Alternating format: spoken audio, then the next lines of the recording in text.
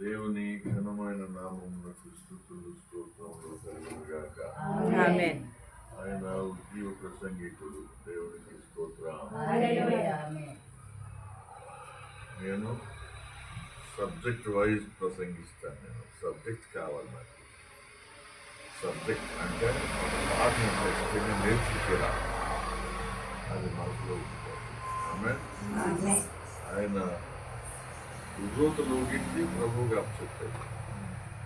నేను ఒక నీతి నియమాన్ని నీ హృదయంలో పెట్టి ప్రభువుగా అప్పచెప్పాను. అది బైబిల్ టీచర్ని ఆయన ఆశ్రయాలు. ఆమేన్. ప్రభు పేరిట కూడి వచ్చినటువంటి మీ అందరికీ మీ పేరాలు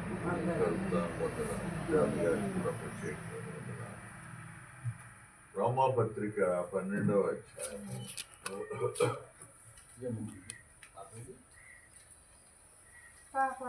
2వ వచనం చదవండి. మీరు ఈ లోక మర్యాదను అనుసరింపక ఉత్తమమును అనుకూలమును సంపూర్ణమునై ఉన్న దేవుని చిత్తమేదో పరీక్షించి తెలుసుకున్నట్లు మీ మనస్సు మారి నూతన మగుట వలన రూపాంతరం పొందుడి. రూపాంతరం పొందాలి. రూపాంతరం అంటే వచ్చేయాలి. మీరు కూర్చోవాలమ్మా. ఎదరికెళ్ళిపోండి అత్తమా. వచ్చిన వెంటనే చదివి చూపిస్తున్నాను. కుర్చీ ఉందని చెప్పి నీకు అమ్మా. దేవుని యొక్క వాక్యంలో ఒక చక్కని బంగారు తునక లాంటి వాక్యాన్ని మీ ముందు పెడతా ఉన్నాను. మీరు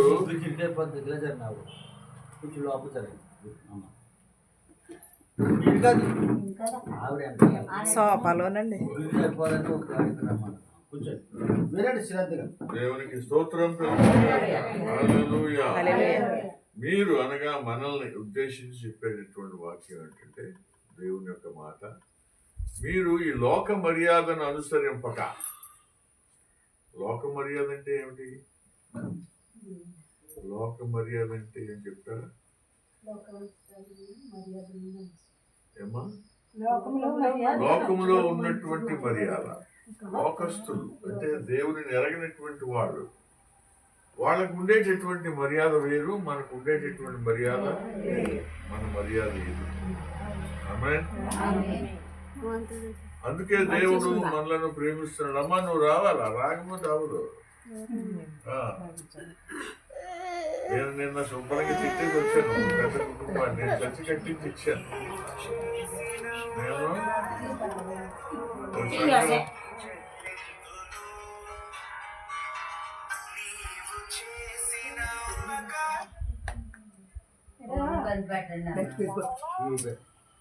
చెప్పు. దేవుని బిడ్డలమైనటువంటి మనము ఆయన రక్తము ద్వారా ప్రక్షాళన చేయబడి నూతన జన్మ పొందుకున్నటువంటి మనము ఏమి పాటించకూడదు? లోక మర్యాద పాటించకూడదు. లోక మర్యాద అంటే చాలా ఉన్నాయి విషయాలు, చాలా ఉన్నాయి విషయాలు. మీకు అందరికీ తెలుసు. అందులోకి వెళ్తే మళ్ళీ బయటికి రావడం కష్టం. కాబట్టి లోక మర్యాద అంటే ఏంటంటే ఇచ్చిపుచ్చుకోవడం. మొట్టమొదటి చెప్తున్నాను ఏంటి? ఇచ్చిపుచ్చుకోవడం అనేది లోక మర్యాద. మన మర్యాద అది కాదు, మనం ఇవ్వడమే. దేవునికి స్తోత్రం. నువ్వు ఇవ్వడమే, లేని వారికి పెట్టడమే. దేవునికి స్తోత్రం. ఉన్నదంతా ఖాళీ చేసుకుని కూర్చుంటే దేవుడు ఖజానా నింపుతానే ఉంటాడు. దేవునికి స్తోత్రం. సుజాత గారి లాగా. పిసినారికి దేవుని యొక్క రాజ్యంలో చోటు లేదు. దేవునికి స్తోత్రం. నేను అప్పుడప్పుడు మీటింగ్స్కి వెళ్ళినప్పుడు ప్రార్థన చేయించుకొని 10 రూపాయలు ఇస్తారు. ఎంత? ప్రార్థన చేయించుకునేటటువంటి వృద్ధురాళ్ళు 10 రూపాయలు ఇస్తారు. ఎందుకంటే వాళ్ళకి ఇవ్వడంలో ఉండేటటువంటి ఆశీర్వాదం వాళ్ళకి తెలుసండి. దేవునికి స్తోత్రం. మనకి 10వ వంతు ఇస్తుంటాం కదా. ఎవరు ఇస్తున్నారు ఇక్కడ 10వ వంతు? దేవునికి ఇచ్చేవాళ్ళు ఎవరు లేరు నాకు తెలుసు. అయితే సుజాత గారు ఇస్తున్నారేమో 10వ వంతు. మేము 10వ వంతులు ఇస్తానే ఉన్నామండి. ఇశ్రాయేలు ప్రజలు 14 వంతులు ఇస్తున్నారంటే ఇప్పుడు ఎంత? మనం 10వ వంతు దగ్గరే చతికిలు పడిపోయే వాళ్ళు 14 వంతు ఇస్తున్నారు. సరే, లోక మర్యాద అనుసరింపక అక్కడ 3 రకాలైన చిత్తాలు ఉన్నాయి. ఏమున్నాయి? ఒకటి ఉత్తమమును, అనుకూలమును, సంపూర్ణమనే 3 చిత్తాలు ఉన్నాయి. దేవునికి స్తోత్రం. అనుకూలము మొట్టమొదటి ఉత్తమమైన చిత్తమేమో ఈయన దగ్గర ఉందనుకుందాం. రెండవది అనుకూలమైన చిత్తమేమో మీ దగ్గర ఉందనుకుందాం. ఏమా సంపూర్ణమైన చిత్తం ఈయన దగ్గర. చిత్తం అంటే ఏమిటి? ఇష్టం. దేవునికి స్తోత్రం. దేవునికి ఉండేటటువంటి ఇష్టము చిత్తము అవుతుంది. ఆమేన్. సరే, లోక మర్యాదలో ఒక మాట ఏంటంటే, మనం ఒకవేళ ఇల్లు కట్టుకోవడానికి బ్యాంకుకి వెళ్ళాం అనుకోండి. ఎక్కడికి? బ్యాంకుకి. మేనేజర్ గారు పిలిచారు, అమ్మా రా అని చెప్పి. సుజాత గారు రండి, మీకేం కావాలమ్మా? నేను ఇల్లు కట్టుకోవాలనుకుంటున్నానండి. ఇల్లు కట్టుకోవాలంటే ఎంత అప్పుకు వచ్చావమ్మా నువ్వు? ఎంత అప్పు కావాలి? అయ్యా మేము సగం కట్టేసుకున్నామండి ఆల్రెడీ, అప్పు చేసి ఇంకా అప్పు చేయలేమండి, అప్పు ఇచ్చేవాళ్ళు కూడా లేరు. అందుకని మీ బ్యాంక్ ద్వారా నాకు కాస్త అప్పు ఇప్పించండి, ఒక 5 లక్షల రూపాయలు అని తన కాగితం మీద రాసి సంత పెట్టించింది మ్యారేజ్. లోక సంబంధమైన విషయం చెప్తున్నాను, లోక మర్యాద. ఏమండి? ఏమ్మా ఏం చెప్పాను నేను ఇప్పుడు? ఎక్కడికి వెళ్ళింది సుజాత? బ్యాంకుకి వెళ్ళింది. దేవునికి స్తోత్రం. సరే అమ్మా, నీ రాబడి ఎంత నెలకే అన్నా? మా ఆయన కోవిడ్లో ఉన్నారండి, ఆయన చాలా కష్టజీవి, పనిచేస్తాడు. ఆయనకు ఒక 50,000 రూపాయలు చేసి వస్తుందండి. బాగానే ఉంది. మీ అడ్రస్ అన్ని పూర్తిగా సంపూర్ణంగా రాశారు కదా. నెలకి ఎంత కట్టగలవమ్మా? నీ అప్పులన్నీ తీర్చేసుకొని నిన్ను నువ్వు పోషించుకున్న తర్వాత ఎంత మిగులుతుంది, ఎంత కడతావు? 5 లక్షలు శాంక్షన్ చేస్తాను అన్నాడు. అయ్యా నేను 5,000 రూపాయలు కడతానండి అంతే. అమ్మా 5,000 నువ్వు కట్టలేవేమో, ఎందుకంటే ఆయన ఎంత పంపిస్తున్నాడు నీకు? 10,000 ఎంతో పంపిస్తున్నాడు. 5,000 రూపాయలు నువ్వు మెయింటైన్ చేసుకుని ఇంకొక 5,000 నువ్వు కట్టలేవు కాబట్టి 3,000 కట్టమన్నాడు. దేవునికి స్తోత్రం. చక్కగా 5 లక్షలతోటి వచ్చి ఇల్లు అంతా బాగు చేయించుకుంది. ప్రతి నెల 3,000 కట్టడం మొదలెట్టింది. అలాగా 30 నెలల్లో, లేకపోతే ఇంకొక 100 నెలల్లో కడితే అప్పు అంతా నెమ్మదిగా తీరిపోద్ది. ఏమి కూడా బాధ లేకుండా ఒకేసారి వచ్చినటువంటి డబ్బుల వల్ల ఇల్లు పూర్తి అయిపోయింది. ప్రతి నెల కూడా 3,000 రూపాయలు కట్టేస్తాం. దేవునికి స్తోత్రం. ఇది లోక మర్యాద. లోకంలో ఉండేటటువంటి మనిషికి ఉండేటటువంటి మధ్య ఉన్నటువంటి మర్యాద ఇది. మరి దేవుని మర్యాద ఎలా ఉంటది? దేవుని మర్యాద కూడా అలాగే ఉంటుందంటావా? ఎలా ఉంటుందంటావా? దేవునికి స్తోత్రం కలుగుతుంది. ఆయన అద్భుతములు చేసే దేవుడు, ఆశ్చర్య కార్యాలు చేసేటటువంటి దేవుడు, ఆయుష్ను పెంచేటటువంటి దేవుడు, ఆశీర్వాదాలు మెండుగా అనిపించేటటువంటి దేవుడు. దయచేసి వినాలా? దేవునికి స్తోత్రం. ఆయన దగ్గర 3 చిత్తాలు ఉన్నాయి. ఎన్ని చిత్తాలు? 3 చిత్తాలు. 3 రకాల ఇష్టాలు ఉన్నాయి. ఈ బ్యాంక్ మేనేజర్ దగ్గర ఒకే చిత్తం ఉంది. డబ్బులు కట్టకపోతే మళ్ళీ తీసుకెళ్లి పోలీసు వాళ్ళు లోపలేసారు. దేవుని దగ్గర ఈ 3 చిత్తాల్లో పట్టుకుని లోపలేసేటటువంటి చిత్తం లేదు. దేవునికి స్తోత్రం. హల్లెలూయా. మన ఉజ్జీవ ప్రసంగికుడు 1000 పాటలు పాడతాడంటే మీకు తెలియదు ఆయన సంగతి ఏంటి? ఆయనకంటే చెప్పాలంటే నేను చాలా తక్కువే. ఏళ్ళలో ఆచరణలోనూ తక్కువే. ఏమ్మా ప్రతి విషయంలో కూడా ఆయనకంటే నేను తక్కువే. దేవునికి స్తోత్రం. అందుకని ఆయన బాగా ప్రేమించిన 30 సంవత్సరాల నుంచి మాకు స్నేహబంధం ఉన్నది. ఆయన చాలా సార్లు మేము పడుకోకుండా ఉండడానికి మంచి సలహాలు ఇచ్చాడు. ఆయన ఒకసారి ఒక పిల్లని చూసాం, క్రైస్తవ కుటుంబంలో నర్సు కూతురండి. చూసేటప్పటికి ఎలా ఉందంటే బ్రిటిష్ రాణి కూతురులా ఉందండి. అందంగా కోళ్ళ మొక్క వేసుకుని చక్కగా చిలక పిల్లలా ఉంది. అప్పుడు అబ్బాయి ఏమో కువైట్లో ఉన్నాడు, ఆయనకి పెళ్లి చేయాలి. నేను హృదయంలోనూ ఆ పిల్లని ఉద్దేశించి కొడుకుని తనని ఊహించుకునేటప్పటికి ఇద్దరు కూడా రాజు రాణిలా ఉన్నారు. నేను అన్నాను, వచ్చేద్దామమ్మా ఇంటికి, అన్నీ నేనే చూసుకుంటా అన్నాను. నేనే ప్రతి విషయం నేను రమ్మని చెప్పి ఒక మాట చెప్పమను, నేను తీసుకెళ్ళిపోతాను. బుల్లెట్ మీద వెళ్ళాం ఇద్దరు, నా భార్య నేను. ఆ పిల్ల తల ఊపేసిందండి.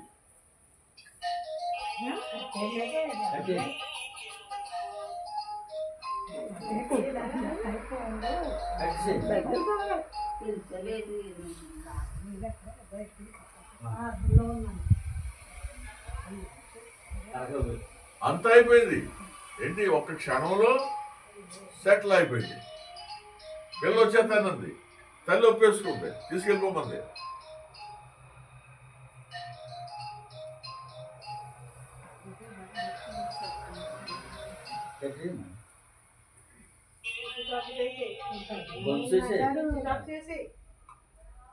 అదే సార్ ఇంకో చోట అయితే ఇచ్చేస్తుంటారు. ఇంకోటి ఇచ్చేసినది ఎవరు రసం చేసిన చాలా వాళ్ళు ఇచ్చేది.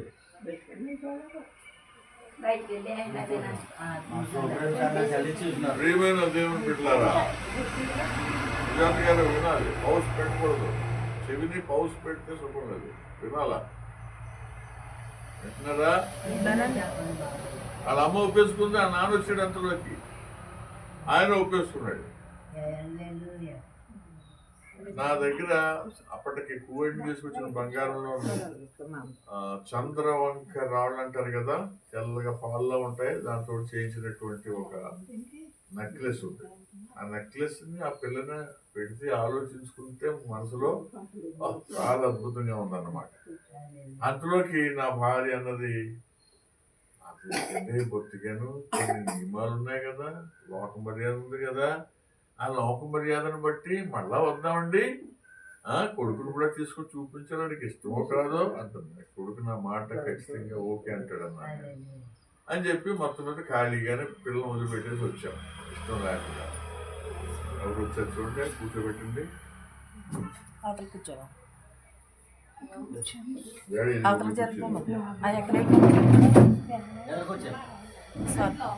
స్వార్థం అలా ఎలా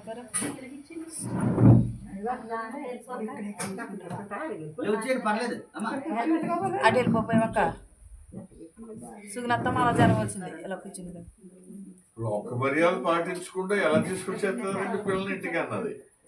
సర్లే, మన భార్య అంటే నాకు చాలా ఇష్టం, తనంటే ఆ మాట వినేసి నేను ఇద్దరు వచ్చేసాను. ఈయన కలిసాడు, ఇంటికి వచ్చేటప్పుడు మా గురించి వెయిట్ చేస్తాడు ఇలా జీవరత్న గారు ఏం చేద్దామని చెప్పేసి అంటే పలానా పిల్ల అని చెప్పేసి అన్ని అనేటప్పటికి వద్దండి అన్నాడు. ఏమన్నాడు? దేవునికి స్తోత్రం. మీకు మనసులో చాలా హృదయంలో బాధ అయిపోయింది ఆ పిల్ల వదులుకోవడం. అయితే ఆఖరి కువైట్లో వచ్చింది, ఆమె ప్రేమించినటువంటి పిల్లనే ఆ పిల్లాడినే చేసుకుంది. దేవునికి స్తోత్రం. అందుకని నేను వద్దన్నాడు. మీకు అర్థమైందమ్మా? అర్థమైందా? లోక మర్యాదలో ప్రేమలో ఉన్నవాడిని విడదీయకూడదు అని ఆయన ఉద్దేశం. తర్వాత మన దగ్గరికి వచ్చిన తర్వాత ఆ పిల్ల మళ్ళా పరిస్థితి బాగోదని చెప్పి మమ్మల్ని కాపాడాడు. లేకపోతే ఒకే ఒక కొడుకు, లేకపోతే మేము చాలా ఇబ్బంది పడిపోయి ఉండేవాడు అండి. అలాగా ఈయన చాలా సార్లు చాలా మంచి సలహాలు ఇచ్చాడు. ఆయన అటువంటి గొప్ప వ్యక్తి మా కుటుంబంలో. సరే, ఇప్పుడు బ్యాంక్ మేనేజర్ సుజాత గారికి అప్పు ఇవ్వడం 5 లక్షలు, ఆమె ఇల్లు కట్టుకోవడం, ప్రతి నెల 3,000 మాత్రమే ఇయ్యమ్మా అని చెప్పేసాను. అంతా బాగానే ఉంది. లోక మర్యాదలో కూడా మానవుల మధ్య ఉండేటటువంటి సత్సంబంధాలు బాగానే ఉన్నాయి. అయితే యేసుక్రీస్తు ప్రభు వారి యొక్క బ్యాంక్ ఒకటి ఉందండి పరలోక రాజ్యంలో. ఏముందండి? దేవుని యొక్క బ్యాంక్ ఉంది. తండ్రి యొక్క బ్యాంక్ ఆయనే మెయింటైన్ చేస్తూ ఉంటాడు. దేవునికి స్తోత్రం. ఎవరికి ఎన్ని డబ్బులు ఇవ్వాలి, ఎవరికి ఎటువంటి ఉపకారాలు చేయాలి, ఎవరికి ఎటువంటి అద్భుతాలు చేయాలని ఆయనకు మాత్రమే తెలుసు. ఆయన మాత్రమే సర్వాధికారి. ఆయనే తండ్రి, తండ్రే ఆయన, ఆయనే పరిశుద్ధాత్ముడు, పరిశుద్ధాత్ముడే తండ్రి. త్రియేక దేవుడు అని పిలువబడతాడు ఆయన. దేవునికి స్తోత్రం చెప్పండి. ఇదేంటండి, హైందువులేమో 3 కోట్ల దేవతలు అంటారు, అది ఇది, మనకెందుకు 3 దేవుళ్ళు అయ్యారు అనేటటువంటి అభిప్రాయం, ఆలోచన మీకు అనుమానం వచ్చుంటది కదా. మరి నువ్వు కూడా 3 భాగాలే. ఏమిటి? మనం కూడా 3 భాగాలే. ఒకటేంటి? శరీరం. ఏదైనా తోటలో మట్టితో చేసిన శరీరం బొమ్మ ఇది. అందులోకి ఆయన ఊదాడు, ఆయన ఆయన ఆయన జీవవాయువు ఊదాడు, ఆత్మ అయింది అది. ఆ ఆత్మ ఇదేమో శరీరం అవగా మధ్యలో నేను ఉన్నానని మధ్యకి ప్రాణం వచ్చింది. దేవునికి స్తోత్రం. ఎన్ని భాగాలు అయ్యాయి? 3 భాగాలు. సూర్యుడు కూడా 3 భాగాలే. ఏంటమ్మా? 3 భాగాలు. ఎలాగా? ఒకటి కాంతి, ఒకటి వేడి, ఒకటి చెట్లకి ఇచ్చేటటువంటి సృజనాత్మక శక్తి. 3. ఆమేన్. ఇలాగ చాలా వివరణలు ఉన్నాయండి. ఆమేన్. నీళ్లు ఉన్నాయనుకోండి, నీళ్లు 3 భాగాలే, 3 రకాల రూపాలు ఉన్నాయి దానికి. ఒకటే, ఇవన్నీ కూడా ఒకటే. నీళ్లు అలా ఉంటే కలకలలాడుతూ ఉంటాయి, అంతేనా? ఇలా ఇలా అంటుంటాయి, గిలగిలమంటా ఉంటాయి. అది ఫ్రిడ్జ్ లో పెడితే గడ్డ అవుతుంది. అది ఆవిరైపోతే మేఘం అవుతుంది. దేవునికి స్తోత్రం. అలానే ఒకటే 3 రకాలైనటువంటి ఆఫీసులు, 3 ఆచరణలు ఉన్నాయి. అలాగే మన దేవుడు త్రిత్వమైనటువంటి దేవుడు, మనము త్రైత్వ మానవులు అండి. దేవునికి స్తోత్రం. 3 చిత్తాలు ఉన్నాయి. హల్లెలూయా. ఎన్నున్నాయి? 3 చిత్తాలు. ఆ 3 చిత్తాల గురించి చాలా సులువుగా ముగించేస్తాను, ఎందుకంటే మిమ్మల్ని ఇంకొక 10 నిమిషాల్లో ముగించేస్తాను. ఏమా? అంతేనా? ఎక్కర్లేదు కదా, సరిపోద్ది కదా. లాస్ట్ గారు మిమ్మల్ని ఉర్రూతులు చేసి దేవునికి అప్పు చెప్పేసాడు. ఏమా? ఆ తర్వాత నేను ప్రసంగించాల్సిన అవసరం లేదు, కానీ ఒక నియమావళి చెప్పేసి ముగిద్దామని చెప్పి. ఒకవేళ నేను కాదన్నా సుజాత గారు ఒప్పుకోరు. దేవునికి స్తోత్రం. నేను ప్రసంగించకపోతే ఆమె నాకు కూడు పెట్టుకుని పంపించాను. దేవునికి స్తోత్రం. ఉత్తమమైనది ఎవరి దగ్గర ఉందని చెప్పాను నేను ఇందాక? మాస్టర్ గారి దగ్గర ఉంది. ఆమేన్. అనుకూలమైనది ఎవరి దగ్గర ఉందని చెప్పాను? నీ దగ్గర ఉందని చెప్పాను. చిత్తం, ఇష్టం. నీకేం చెప్పానమ్మా? సంపూర్ణమైనటువంటి చిత్తం. ఆమేన్. సంపూర్ణము, ఉత్తమము, అనుకూలము. దేవునికి స్తోత్రం. ఈ 3ంటిని విభాగిస్తే, 3ంటిని 3 ముక్కలు చేస్తే, మొదట ఉత్తమమైన చిత్తములు ఎవరున్నారు? భూమి మీద మానవులు. ఉత్తమమైన చిత్తములు ఎవరున్నారంటే, మీ తాతగారైనటువంటి బాప్తిస్మం ఇచ్చి యోహాను ఉన్నాడు. ఆయన స్త్రీలు కన్నటువంటి వారిలో బాప్తిస్మం ఇచ్చి యోహాను అంతటి ఉత్తముడు ఎవరు లేడు. దేవునికి స్తోత్రం. అమ్మ గర్భంలో పుట్టినటువంటి నరులలో బాప్తిస్మం ఇచ్చి యోహాను అంతటి ఉత్తముడు లేడు. దేవునికి స్తోత్రం. మీ తాతయ్య గారి గురించి మీకు బాగా తెలుసు. బాప్తిస్మం ఇచ్చి యోహాను గురించి తెలుసమ్మా? ఆయన తల కొట్టించుకున్నాడు. దేవునికి స్తోత్రం. రాజు వచ్చేస్తా ఉంటే, ఒరే నీ అన్న అయినటువంటి వాళ్ళు అన్యులు కాబట్టి ఒరే అన్నాను, నీ అన్న అయినటువంటి ఆయన భార్యను తీసుకొచ్చి నువ్వు ఉంచుకున్నావు, ఇది అన్యాయం, ధర్మశాస్త్రం చెప్తుంది, నో అంటుంది. దాన్ని మనసులో పెట్టుకుని ఏమీ చేయలేక గిజగిజలాడిపోయి వెళ్ళిపోయింది భయపడుతుంది. ఆ తరువాత ఎవరినైతే ఉంచుకున్నాడో ఆమె కుమార్తె వలన, సలోమి వల్ల ఈయన తల కొట్టించబడింది. ఈయన ఎస్సేనీలు అనబడేటటువంటి ఒక ప్రవక్తల గుంపు సన్యాసులు పెళ్లిళ్ళు చేసుకోరండి. వాళ్ళు అడవిలో మనుష్య సంచారానికి దూరంగా ఉండి ఆ తపస్సులో జీవిస్తూ ఉంటారు. తపస్సు అంటే మెడిటేషన్. నువ్వు కూడా తపస్సు చేయొచ్చు. మొదటి నువ్వు చేయాల్సింది ఆరాధన చేయాలి. ఆరాధన చేసినప్పుడు ఏం చేయాలి? అయ్యా, మీరు చేసినటువంటి నా ఇంట్లో చేసిన కృపను బట్టి వందనాలు, నా ఆయుష్ను బట్టి వందనాలు, నాకు ఇచ్చిన కుటుంబాన్ని బట్టి వందనాలు. ఈ రీతిగా నీకు ఆయన చేసిన వీళ్ళన్నిటిని వివరిస్తూ వందనాలు చెప్పుకోవాలి. ఆమేన్. అది ఆరాధన. ఆరాధన అయిపోయిన తరువాత విజ్ఞాపన. ఏంటమ్మా విజ్ఞాపన అంటే? అయ్యా, మా ప్రకృతి పలానా కుటుంబం నాయన చాలా పేద పరిస్థితులు ఉంది, వాళ్ళు కూడా మాలాగే ఉద్ధరించు నాయన. ఆమేన్. నాకు ఇచ్చినటువంటి ఆరోగ్యమే మా అక్కకి ఇవ్వండి, లేకపోతే మా ఇంకొకరికి ఇవ్వండి అని చెప్పి ఈ రకంగా విజ్ఞాపనలు ఉంటాయి. కొన్ని చాలా అవసరమైనటువంటి అర్జెంట్ అన్నమాట. వాటిని దేవుని దగ్గర పెట్టాలి.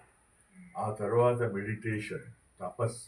తపస్సు అంటే చింత చేయడం. అలా కూర్చొని ఎలా అయితే కూర్చున్నావో, మోకాళ్ళ మీద ఉంటే మోకాళ్ళ మీద, కుర్చీ మీద కూర్చుంటే కుర్చీ మీద చింత చేసి ప్రభు యొక్క దర్శనం చూడడానికి ప్రభు నాకు దర్శనం అని చెప్పేసి ఒక మాట చెప్పి నాతో మాట్లాడని చెప్పి ఒక మాట పలానా నిశ్శబ్దంగా కాసేపు గడపడం తపస్సు.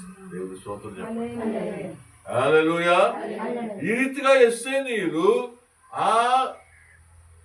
ఆ యొక్క గుంపులోంచి వచ్చినటువంటి బాప్తిస్మిచ్చి యోహాను తోలు దట్టి కట్టుకుంది. పెరిగినటువంటి తల సింహంలాంటి ఆయన కళ్ళు ఎర్రని నిప్పులు లాంటి కళ్ళు, ఒక కర్ర చేతితో ఎలా ఉండేవాడంటే ఆయన సింహాన్ని చూస్తే భయపడ్డారు. అలాగే అలా ఉండేవాడు. ఎవరు?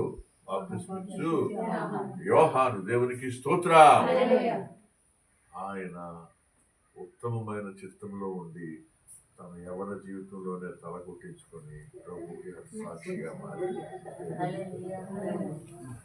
అటువంటి అవకాశం మనకి లేదు. అటువంటి అవకాశం మనకి లేదు. చాలా మంది దేవుని సేవకులు చిన్నదాన్ని పెద్దగా చేసుకొని పేపర్లోను నెట్లోను ప్రకటించుకుంటూ ఉంటారు. నేను హతసాక్షిగా చనిపోవాలని కువైట్లో ఎంతో ప్రయత్నం చేశాను, చాలా ప్రయత్నం చేశాను. కానీ దేవుడు మన హతసాక్షి యొక్క ఆ స్థితికి నన్ను వెళ్ళనివ్వలేదు. దేవుడి స్తోత్రం చేస్తాను. ఎందుకంటే కొన్ని మంచి కార్యాలు చేయాలని దేవుడు బతికించాడు. ఆమేన్. అయితే ప్రకటన గ్రంథంలో ఉంది 2వ అధ్యాయం 10వ వచనం చదవండి ఒకసారి. ప్రకటన గ్రంథం 2వ అధ్యాయం 10వ వచనం చదవండి అమ్మా. ఇదిగో నేను మీరు శోధింపబడినట్లు అపవాది మీలో కొందరిని చెరలో వేయింపబోతున్నాను. 10 దినములు శ్రమ కలుగును. మరణము వరకు నమ్మకముగా ఉండుము. నేను నీకు జీవ కిరీటం ఇచ్చేదను. దేవునికి స్తోత్రం. వందనాలు. జీవ కిరీటం ప్రభు కొరకు చనిపోయిన వాళ్ళకే కాదు, పరిశుద్ధుడైన పౌలు, బాప్తిస్మిచ్చు యోహాను, 11 మంది శిష్యులు, ఇంకా చాలా మంది ప్రాణాలు పెట్టి ప్రభు దగ్గర అపసాక్షులుగా ఆయన సన్నిధిలో ఉన్నారు. దేవునికి స్తోత్రం చెప్పండి.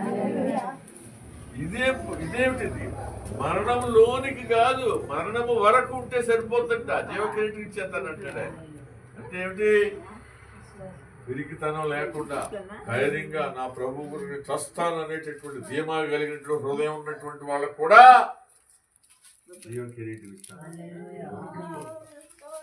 అంటే బాప్తిస్మిచ్చు యోహాను లాంటి, లేదా మరొక దేవుని ప్రవక్త లాంటి, మరొక శిష్యుడు లాంటి వాళ్ళ హతసాక్షి జీవితంలో వాడు పొందుకున్నటువంటి జీవకిరీటం లాంటి జీవకిరీటం నీకు కూడా ఇవ్వడానికి దేవుడు ఈ వెసులుబాటుతనాన్ని ఏర్పాటు చేశాడు. దేవునికి స్తోత్రం. హల్లెలూయా. నేను చావాలనుకున్నాను ప్రభు కొరకు, కానీ నాకు అవ్వలేదు. అయినా నాకు నమ్మకం ఏంటంటే దేవుడు నాకు జీవకిరీటము ఇస్తాడని. ఈ మాటతోటి ఆయన మాట్లాడాడు నాతోటి. ఆమేన్. ప్రియమైన దేవుని బిడ్డ, మీ కుటుంబాల్లో కూడా మీకు వచ్చినటువంటి 10 దినముల శ్రమ, 10 దినములంటే సంపూర్ణమైనటువంటి జీవితకాలపు శ్రమ, మీ జీవితాల్లో ఉన్నటువంటి శ్రమను శ్రమగా అనుభవిస్తూ ప్రభు కొరకు, ప్రభు నామఘనత కొరకు మీరు జీవిస్తే అదే జీవ కిరీటం మీకు కూడా ఇస్తాడు. దేవుని స్తోత్రం చెప్పండి. అది ఉత్తమమైన చిత్తము. ఆమేన్. రెండవది ఏం చెప్పానమ్మా? రెండవది ఏం చెప్పానురా? అనుకూలం కాకుండా. మూడవది సంపూర్ణమైన చిత్తంలో ఎవరున్నారమ్మా? ఆయన కృపా సత్య సంపూర్ణుడు. ఎవరు? యేసు క్రీస్తు ప్రభుగా ఈ లోకానికి వచ్చినటువంటి కన్య మరియ కుమారుడైనటువంటి మన రక్షకుడు. దేవునికి స్తోత్ర. ఆయన సంపూర్ణ చిత్తములో ఉన్నాడు. ఆయన లాంటి దేవుడు మరొకడు లేడు. ఆయనలాగా మన కొరకు ప్రాణం పెట్టినటువంటి దేవుడు మరొకరు. హల్లెలూయా. ఆయన గురించి ఏమైనా చెప్పాలా? యేసు గురించి ఇంకా చెప్పాలా? ఏం చెప్పాలి?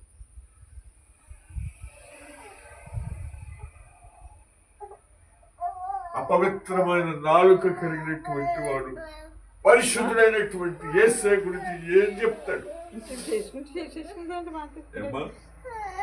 బలహీనతలతో నిన్నటువంటి మానవుడు బలవంతుడైనటువంటి సర్వాధికారి అయిన యేసయ్య కొరకు ఏం చెప్పగలడు? అందరికీ తెలుసు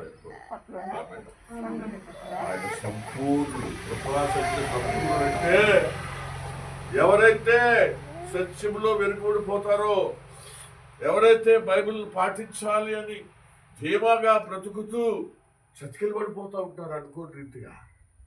కోప్పడద్దంటే ప్రకటి వాడు కోప్పడటం,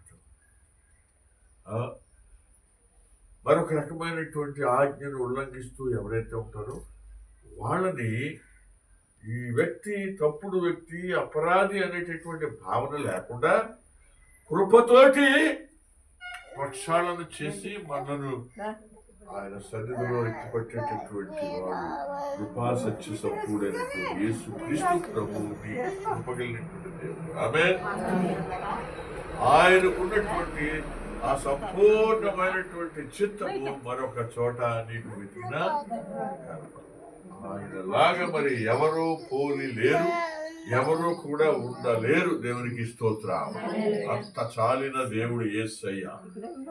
ఇంకొక చిత్తం ఉంది, ఏంటన్నదే మిగిలింది అనుకూలమైన సమయం చిత్తము. దేవునికి స్తోత్రం. నువ్వు అనుకూలమైన చిత్తంలో ఉన్నావు, నీవు అనుకూలమైన చిత్తంలో ఉన్నావు, నీవు అనుకూలమైన చిత్తంలో ఉన్నావు, నీవు అనుకూలమైన చిత్తంలో ఉన్నావు, నీవు అనుకూలమైన చిత్తంలో ఉన్నావు. అందరం అనుకూలమైన చిత్తంలో రక్షింపబడినటువంటి వారమే. దేవునికి స్తోత్రం. ఇదే అనుకూలమైన సమయము. దేవునికి స్తోత్రం. Don't miss it.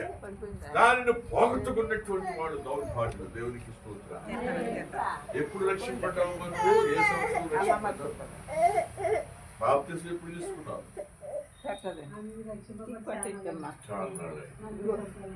నేను చాలా ఆలస్యంగా రక్షింపడ్డాను. దేవునికి స్తోత్రం. నేను చాలా మీకంటే నేను చాలా తక్కువ వాడిని అన్నమాట. దేవునికి స్తోత్రం.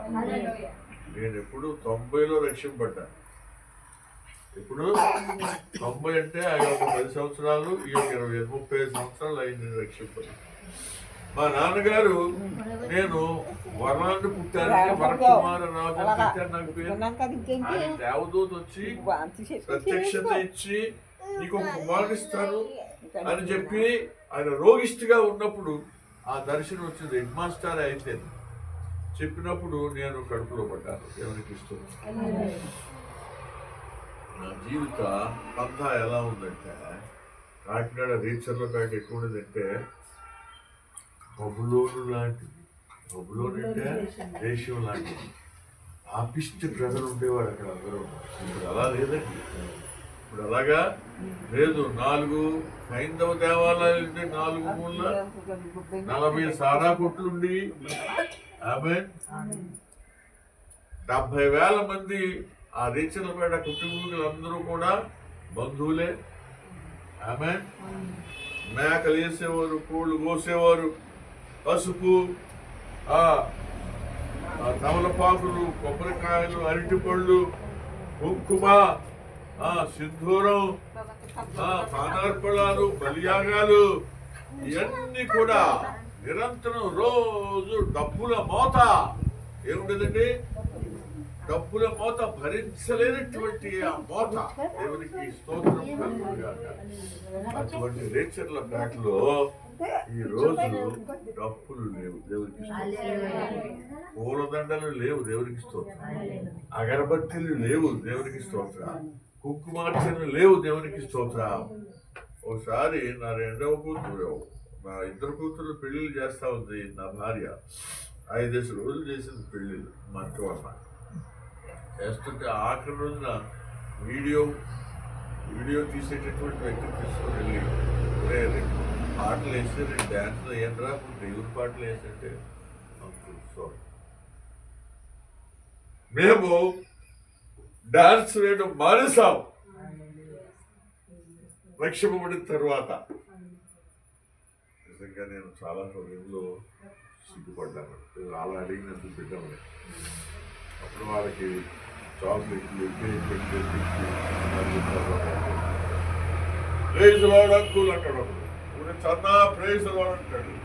ఇంకోటి వచ్చి బామ్మర్ది గారు ప్రైజ్ లార్డ్ అంటాడు. టీచర్లపేట గేడు దాటేటప్పటికి దేవుడికి స్తోత్రం. సారాయి తాగినటువంటి వాడు ఒకడు కనబడినా ఎవడో రహస్యంగా తాగుతూ ఉంటాడు. దేవుడికి స్తోత్రం. హల్లెలూయా.